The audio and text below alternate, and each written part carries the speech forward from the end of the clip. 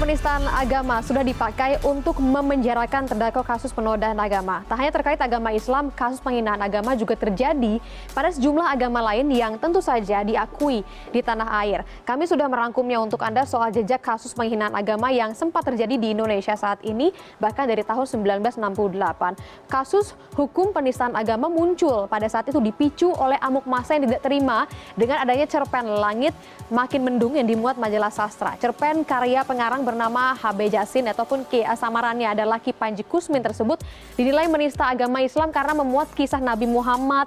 Ada juga malaikat Jibril yang dalam kisah itu diceritakan turun di Jakarta.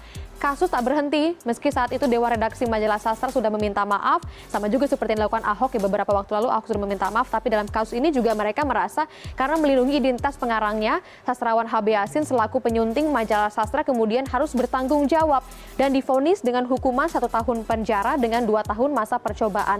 Heboh, kasus penghinaan agama juga terjadi selanjutnya di tahun 1990 di mana ada Arswendo Atmowiloto yang pada saat itu merupakan tabloid Monitor yang memuat hasil angket melalui kartu pos bertajuk 50 tokoh yang dikagumi pembaca kita.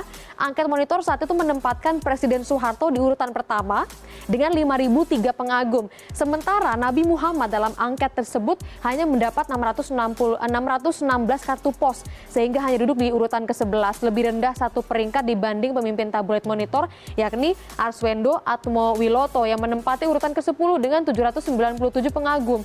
Meski tabloid Monitor sudah meminta maaf, kasus tetap saja dibawa ke meja hijau.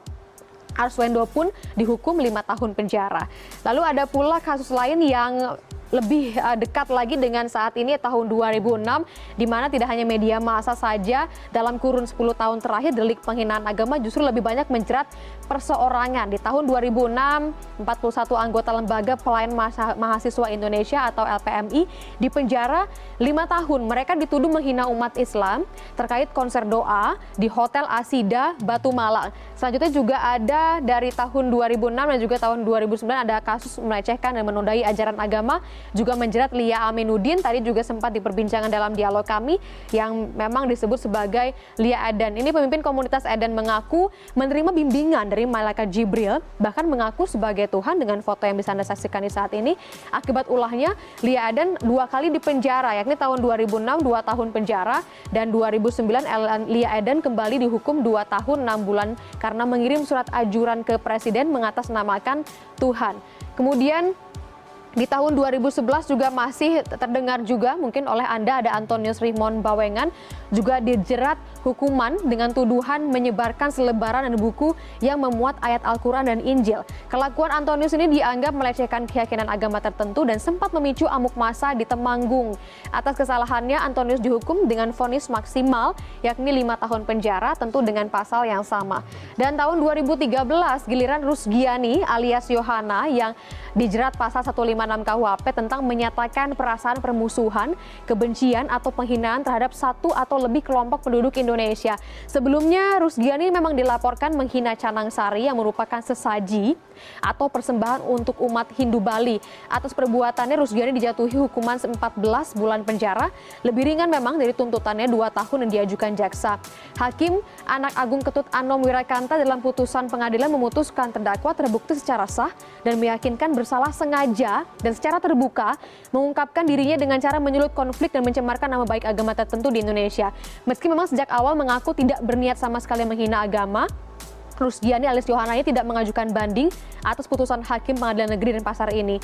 Jadi terus akhirnya 14 bulan penjara dituduhkan kepadanya ataupun divonis kepadanya. Nah, tahun 2015 ada 2 kasus penghinaan agama di sini yang ada. Pertama adalah Nando Irawansyah M. Ali, pria NTB yang dianggap menghina Hari Raya Nyepi agama Hindu lewat status media sosial. Yang kedua adalah Hedi alias Pendeta Hadassah Werner. Ini merupakan pemimpin Jemaat Gereja Bethel Tabernakel Sakinah Bandung. Khotbah Hedi dinilai menistakan agama Kristen karena menyebut ular yang menggoda Adam dan Hawa dalam kisah penciptaan berbadan separuh perempuan. Proses hukum Nando dinyatakan tidak berlanjut setelah menutup akun Facebooknya. Sementara untuk Hedi dituntut 2 tahun penjara, bahkan diputus bebas. Nah, tahun lalu, tahun 2016, delik penghinaan agama juga menimpa Nanang Kurniawan. Nanang ini dinyatakan bersalah mendesain sandal berlafaz kaligrafi Allah. Ia dihukum 18 bulan penjara, sementara pemilik pabrik tempat di mana bekerja dan juga mencetak sandal tersebut, yakni sandal bermerek Glacio, tidak dijadikan tersangka. Jadi itu dia beberapa kasus yang memang sudah terjadi sejak tahun 1968. Bahkan menurut sejarahnya 10 tahun berlalu begitu Mbak Eva, semakin meningkat jumlah seseorang, apalagi perorangan yang akhirnya terseret kasus tersebut.